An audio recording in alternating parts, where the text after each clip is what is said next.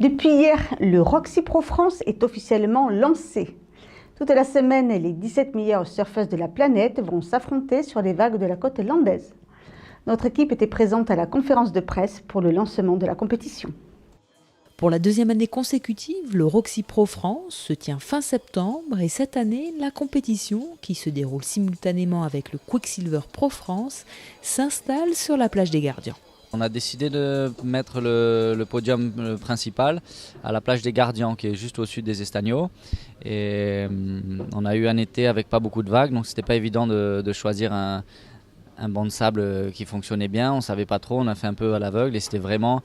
au moment où on l'a choisi, c'était pas le mieux, c'était le moins pire. Et il s'est bien amélioré. Et bon, là, on est content. On a un bon site de compétition.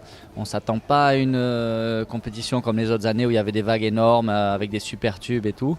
Donc moins de spectacle du côté des vagues, mais c'est une vague où on peut faire beaucoup plus de manœuvres et où on peut être radical. Donc il y aura quand même du spectacle au niveau du surf.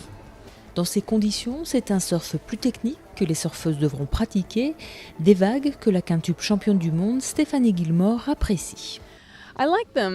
J'aime ces vagues, c'est stimulant, il y a beaucoup de puissance sur le beach break et c'est un défi parce que on ne surfe pas juste à un seul endroit tout le temps, vous devez bouger pour être au bon endroit et au bon moment, mais j'aime ça, c'est fun.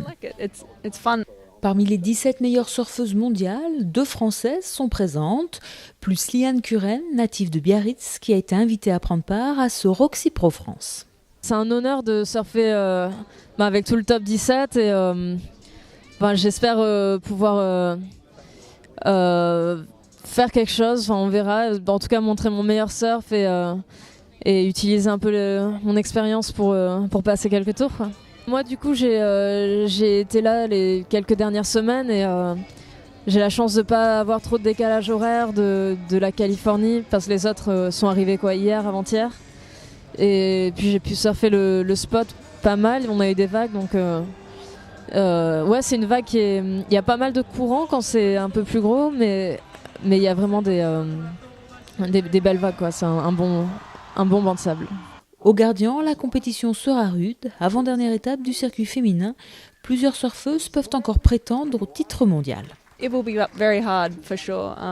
Ça va être très difficile, assurément. Sally surfe très bien, Carissa a probablement soif de revanche après sa défaite lors de la dernière compétition. Et puis, bien sûr, il y a Liane Curren, c'est une bonne amie à moi et elle surfe très bien aussi.